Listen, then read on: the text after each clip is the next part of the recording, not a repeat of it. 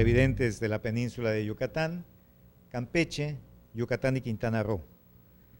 Nuevamente aquí con ustedes, Jaime Novelo en el programa Novelísimo, esperando que hayan prendido su televisor por haber aprendido algo en el tema anterior de la semana pasada respecto a los aluches. Quiero iniciar el programa con una vivencia personal, independientemente de que platiquemos de otras que seguramente hayas escuchado, pero esta sí la viví. Hace ya algunos años, quizá 18 años, tuve la oportunidad, y así lo llamo, la oportunidad de haberme perdido en la selva quintanarroense, aquí, a unos 20 o 25 kilómetros de Cancún, 10 kilómetros selva adentro. Me perdí por motivos de que vimos a unos niños que habían sacado un jabalí que habían tirado, los niños campesinos, y nos dijeron que no pudieron cargar al otro. Habiendo sido invitado a un convivio de un amigo en su rancho que estaba por allá, entramos a buscar el otro jabalí. Y como no lo encontramos de inmediato, decidimos dividirnos para ver dónde estaba. De esa manera me perdí en la selva. Aproximadamente desde las 10 de la mañana y me encontraron a las 6 de la tarde. Exhausto, desfallecido, deshidratado, el calor allá adentro es insoportable, más o menos fue en estas épocas. A colmo de males estaba yo a dieta y no había yo comido lo suficiente. Y bueno, de verdad que lo sentí feo. Pero solamente es un detalle el que les quiero comentar. Nunca, jamás, durante esas 10 horas más o menos de haberme perdido entre 8 horas aproximadamente, nunca me dejó de estar atrás de mí este ruido. Y lo practiqué antes de que iniciemos el programa para ver si daba el sonido, y sí lo da. Es este.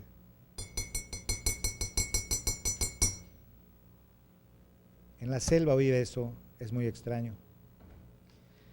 Por un momento pensé que podía ser el cencerro de una vaca perdida también, y me podía guiar por eso. No, no fue eso. No pasaban quizá 15 o 20 minutos y volvía a sonar siempre atrás de mí. Como se lo comenté a los campesinos que entraron y me encontraron, afortunadamente no con mucho buscar, puesto que encontré una vereda, se sonrieron y me dijeron, andaba atrás de usted un aluchito cuidándolo. Y bueno, se los comento como me dijeron y como me sucedió.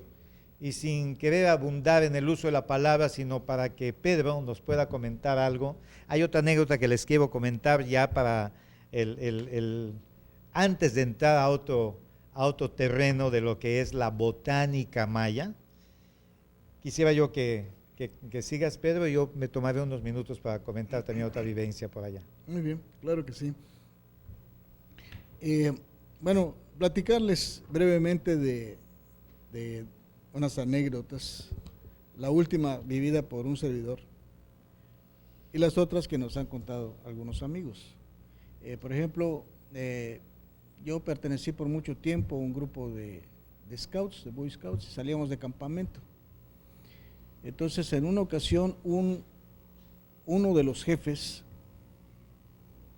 que es maestro, o sea, es una persona preparada, no es un campesino, es un maestro, me platicaba que en una ocasión llevó a su grupo scout a un pueblo, o sea, pero selva adentro, en el monte, no precisamente en el pueblo. Allá pusieron sus tiendas de campaña y él se colocó a la entrada de la tienda de campaña para evitar que los muchachos en un momento dado se le escaparan, ¿no? Entonces él estaba a la entrada y se durmió, bien cansados por todo el ajetreo, las actividades que tuvieron en el día. Se quedó dormido y escuchó que estaban dos personas hablando. Entonces él despertó y vio que junto a él estaban parados dos seres pequeñitos, vestidos a la usanza maya, el hombre de blanco, sin zapatos, y la mujer con su hipilito, pero en miniatura. Y entonces le decía en maya, porque él habla maya, le decía ella al otro aluchito, míralos qué bonitos se ven, todos dormiditos. Entonces él se quedó así, pero fue una cosa de segundos, porque después debo estar soñando. Cuando hizo así ya no había nadie. Ese es un caso.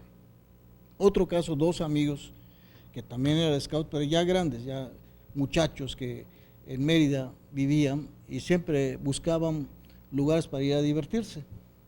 Y en esa ocasión había un baile cerca de Umam, del pueblo de Umam. Entonces se fueron en una moto, uno de ellos de apellido Pavón y el otro Jorge Ortiz, que vive aquí en Playa del Carmen. Se fueron los dos muchachos en la moto, estuvieron bailando y todo. Y ya entrada la noche, bueno, pues vamos a regresar, ya es tarde, ¿no? Y empezaron a venir en la moto. Y de repente, ya regresando por una calle pues, de terracería, no una carretera, empezaron a oír gritos y silbidos, que venía muchísima gente atrás de ellos gritando y silbando. Y empezaron las pedradas. Jorge Ortiz, mi amigo, venía en la parte de atrás y él era el que estaba recibiendo la mayor parte de las pedradas, pero además insultos, gritos, silbidos, y en una de esas viró a ver hacia atrás y encuentra que cientos y cientos de aluches venían corriendo tras de ellos y los venían apedreando, les venían silbando, les venían gritando. ¿En qué carretera me dices que pasó en una del pueblo, terracería, antes de llegar a la carretera federal, ya para llegar al pueblo de Umam. Cuando llegan al pueblo, se meten donde está la iglesia, hay una iglesia preciosa allá, tiran la moto y se quedan los dos llorando de miedo de lo que habían visto. Y el otro cuate, pues con el cuerpo dolorido porque le cayeron muchísimas pedradas. ¿Y a qué atribuye él ese ataque de los aluches? Pues ellos dicen ¿Invadió su terreno? Pues ellos no se explican. Eso le sucedió en la carretera y este Jorge Ortiz me jura, los dos, me jura que los vieron, que eran seres pequeñitos que venían corriendo y venían apedreándolos, venían silbándolos, venían insultándolos. Esa es otra. Después, aquí en este canal, cuando era Ciesa, cuando era el canal 6 hace muchos años, hice un programa que se llamaba Nuestra Comunidad. Entonces, un amigo mío, un compañero mío, guía de turistas, compró un terreno en la zona agropecuaria. Ya hizo unas palapas, hizo su ranchito allá. Y se trajo a unas personas de Pisté, cerca de Chichén. Entonces, de repente, esas personas le dijeron que ya no iban a seguir trabajando allá porque los aluches no los dejaban trabajar. En la noche a las señoras les tiraban sus ollas, a los señores les guardaban sus lámparas, sus escopetas, sus machetes, los encontraban bien lejos. Y era todas las noches, todas las noches. Tú debes de saber entonces pues le voy a llamar provisionalmente cuento que se hace de la casita pequeñita que está abajo del puente. Que va al aeropuerto, sí, del aeropuerto a la zona hotelera. Sí. ¿Esa casita es motivada por algún...? Dicen que fue construida porque también tuvieron dificultades en la construcción. Entonces, del puente. Del puente. Entonces, para que los aluches los dejaran trabajar, les construyeron esa casita. Eso es el comentario que yo he escuchado. Para los compañeros de Yucatán, especialmente de allá, me han dicho en más de 3 ocasiones que cuando se inauguró Luz y Sonido en Chichén Itzá, encargado, si no me equivoco, a la compañía Philips, no se prendieron las luces, y por supuesto tampoco el sonido. En ese entonces estaba el gobernador Severa Pacheco, y no se entendía, no entendían los técnicos de la Philips por qué, hasta que alguien le comentó, es que no le han pedido permiso a los señores de la selva, que son los aluches, y es de ellos esto. Se hizo una ceremonia de desagravio o de permiso, como se le llame, y el siguiente intento ya se echó a andar todo lo de luz y sonido de Chichén Itzá. Los que me están escuchando podrán coincidir si supieron de esto o no. Otra cuestión que me llama mucho la atención es cuando hace unos años, no muchos, se perdieron 4 primos, 2 hermanos y 2 hermanos, primos entre sí, aquí en la zona quintanarroense. No recuerdo, pero selva adentro. Y me preocupó mucho porque le fui dando seguimiento en el Diario de Yucatán y aparecieron al 4.º día. Y lo que ellos dijeron cuando les preguntaron cómo fue que se perdieron, pues buscando el fruto del chicozapote, que es muy dulce, un zapotito pequeño, muy dulce. Y lo fueron buscando y se fueron metiendo y ya no pudieron salir. Y cuando les preguntaban si habían tenido miedo, pues habían alimentado solamente de este fruto, dijeron que no, que porque una luz venía de noche y los iluminaba e impedía que se acerque cualquier animal que, aunque los escuchaban, no se les acercaba. Lo curioso del caso es de que los 4 entrevistados por separado dijeron lo mismo. Y pues lógicamente la deducción es de que los aluches los estuvieron cuidando. Es más, si alguna de estas personas, de estos niños que en aquel entonces fluctuaban entre los 4 y 6 años, hoy deben de tener unos 11 o 12, nos está escuchando aquí en el programa, lo invito a que aquí en el canal 10 haga llegar de alguna manera su presencia y en su momento, cuando retomemos este tema de tan apasionante los aluches, poder ser entrevistado al respecto. Me atrevo a hacer esa invitación. Bien, pues yo continúo con este relato. Claro. Pues le dijeron a mi amigo que ya no querían trabajar esas personas, de origen maya todos, porque los aluches no los dejaban.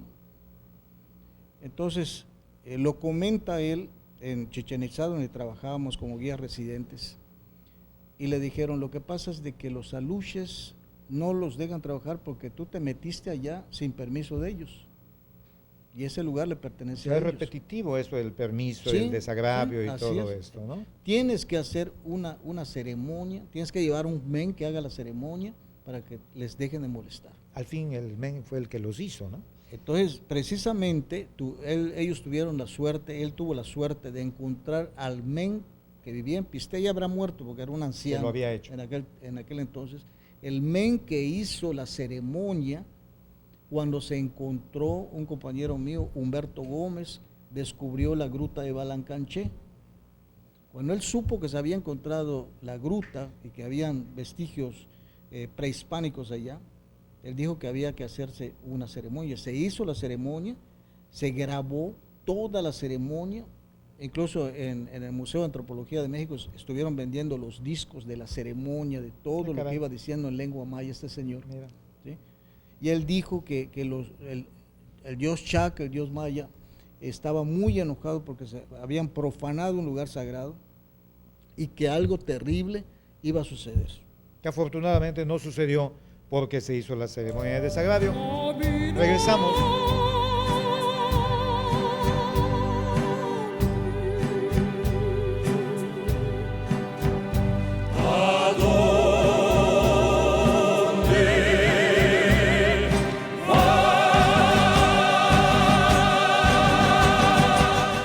Si buscas una audiencia preparada, interesante y de un buen nivel sociocultural, la encontrarás en Fuego Cruzado. Anúnciate con nosotros. Los líderes de opinión y los actores de la sociedad están con nosotros en cada programa. Te invitamos a estar con los mejores. Anúnciate en Fuego Cruzado. Habrá realidades, muchas realidades. Habrá rostros, habrá nombres, habrá hambre, poca luz, tal vez ni siquiera pavimento. Ese rostro del otro Yucatán va usted a conocerlo a través de Corazón Abierto. Yo lo espero. Gracias.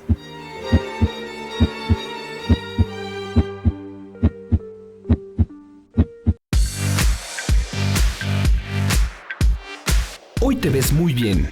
todos te voltean a ver y todas se mueren de envidia. ¿Tu secreto? Scissors.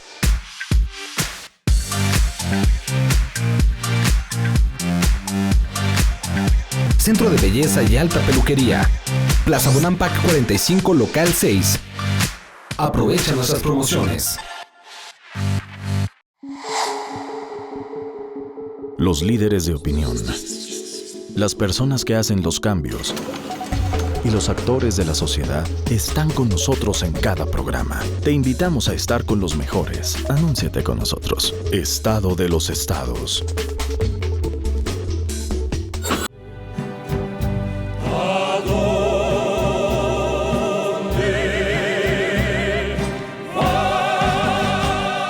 Estamos de regreso y queremos aprovechar el tiempo, por lo tanto le pido a Juan José, si nos puedes decir, Juan José, lo que nos comentabas también aquí durante los tiempos no de cámaras, respecto a la botánica y las cuestiones estas características de la península de Yucatán, que parece que has estudiado algo de eso, ¿no? Sí, efectivamente. Yo quiero comentar que independientemente de los mitos, de las creencias, las tradiciones que tienen los mayas acerca de la naturaleza, de las plantas y de los animales, tienen también un profundo y amplio conocimiento botánico.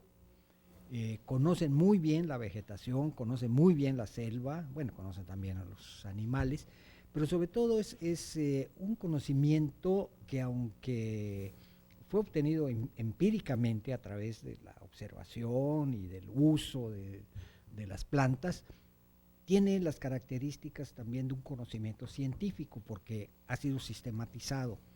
Los campesinos mayas conocen por lo menos el 95% de las especies que hay en la selva.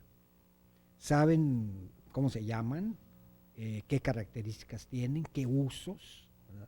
Tienen también métodos agrícolas muy atinados, aunque la gente muchas veces no los entiende, no los comprende. Un buen ejemplo es el de la milpa. La milpa maya, que la gente la considera una técnica, un procedimiento atrasado y destructor. Cree mucha gente que la milpa maya consiste en arrasar la selva, quemarla, sembrarla 3 años o 2 años a veces solamente, y después abandonarla y que la selva ya se perdió para siempre. Pero no es así.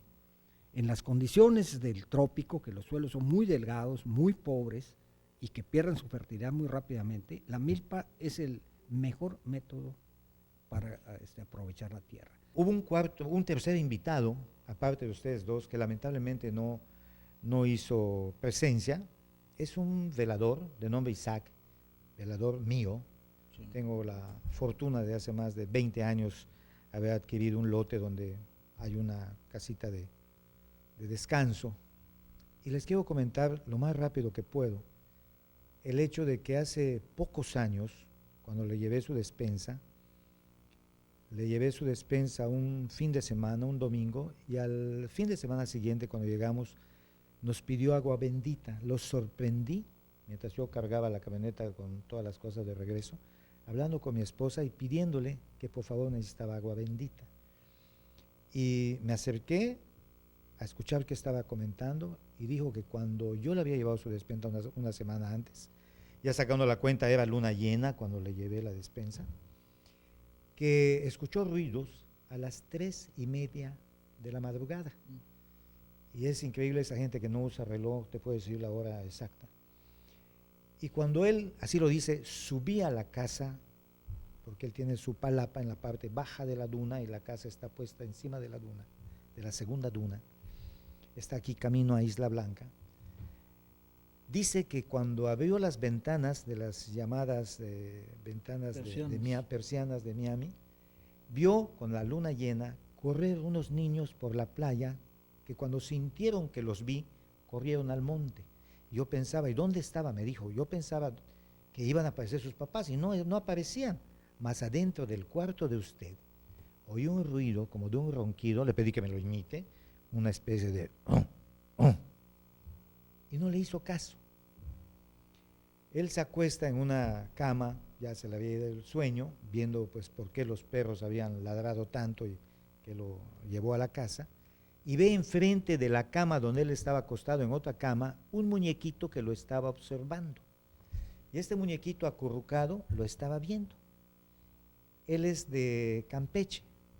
Incluso le avisé a su familia que vea el programa porque iba a aparecer su papá, le avisé a sus hijos.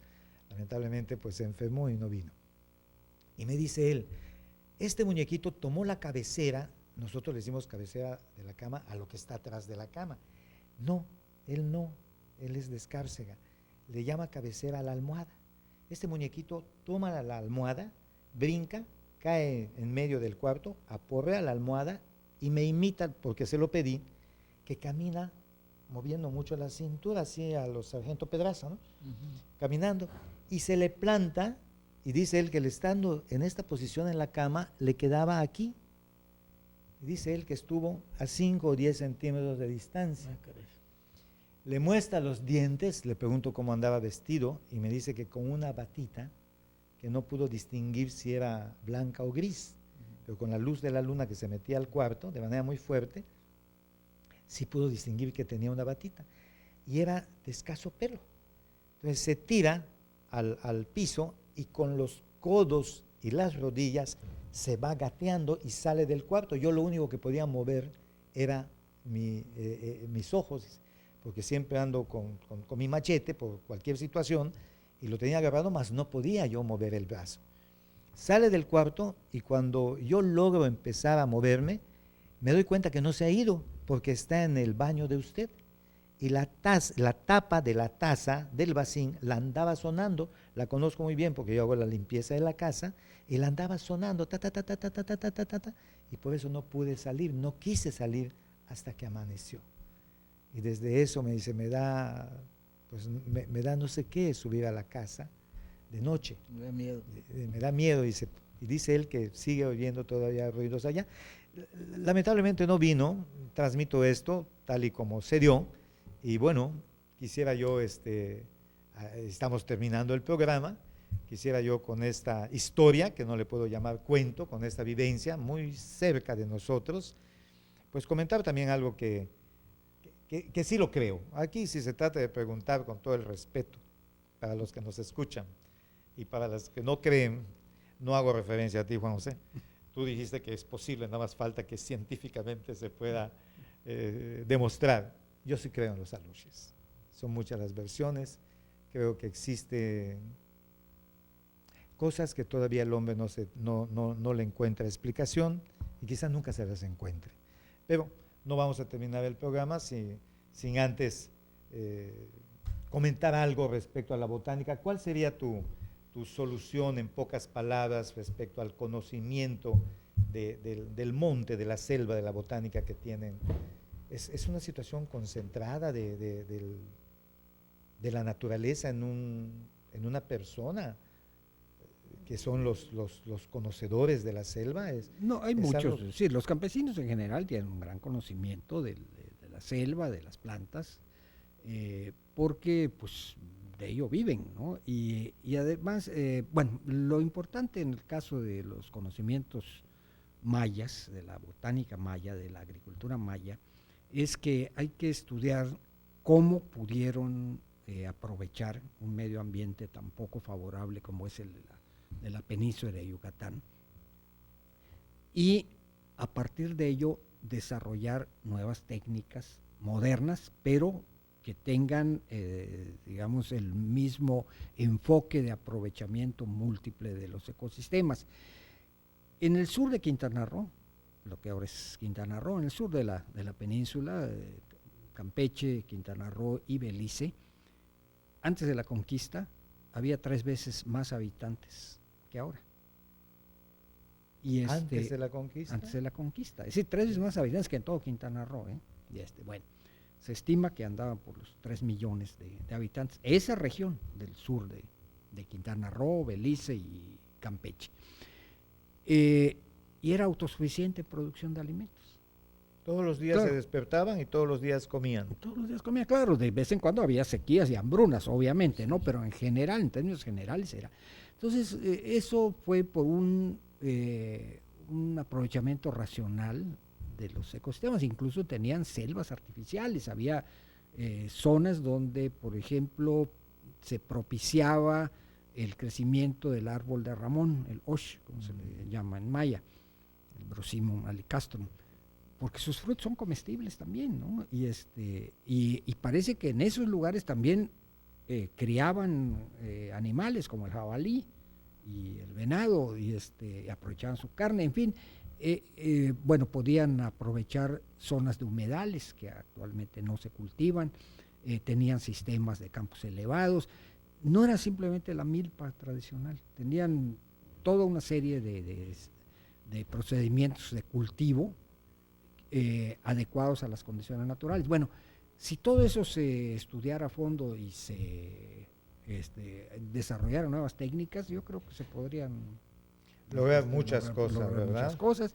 Y en cuanto a las tradiciones, las leyendas, los mitos, las costumbres, bueno, pues son muy respetables. Todos los pueblos, repito, tienen sus tradiciones y ahí es una cuestión de fe y de creer, ¿verdad? Así No es. es Así es. Don Pedro, Pues únicamente, pues yo decía, preservar, porque es parte de nuestra cultura peninsular, ¿verdad? Esas creencias.